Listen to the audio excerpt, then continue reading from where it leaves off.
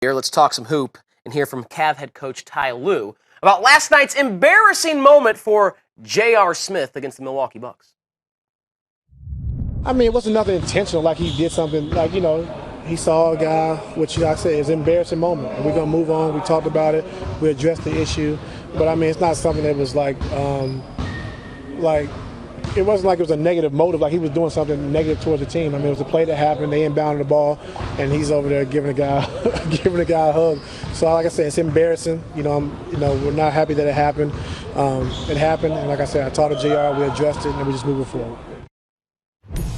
Well, if you didn't see it last night in Milwaukee, J.R. Smith there, this was actually during a game that the Cavaliers had no interest in playing in. There he is, dapping up his boy. Uh-oh. Your man just has an easy path. I want to call it a backdoor cut, but there was no door.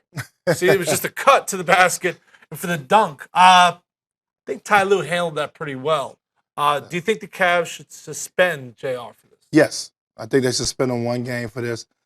And it's because you don't want to start something bad with him. And the only reason I would suspend him, just watching his press conference and the way he got his hoodie on with his mask over his face. I think obviously it's an embarrassing situation and just accept that. But the way he handled his press conference, I don't like how he handled that.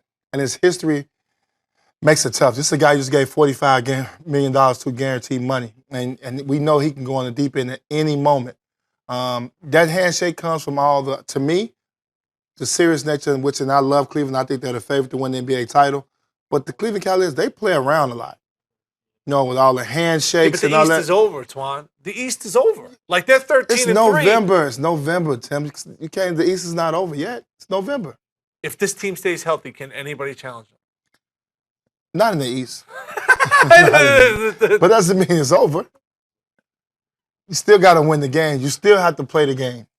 I understand. They're 13-3. I went back and looked at their losses. They lost to Milwaukee last night. Their other loss was LeBron doesn't play in Indiana, right? That was the second half of back-to-back. They lose to the Pacers. And they lost at home in a fluke game to the Hawks. I mean, those are their three losses. I mean, even their three losses are bogus. I think they're just they're bored. They're just looking at the finish line. Like, this season's a joke. I think it's a joke as well. At least the West, the Clippers and Spurs have emerged to maybe challenge the Warriors. Money as well, or just the game?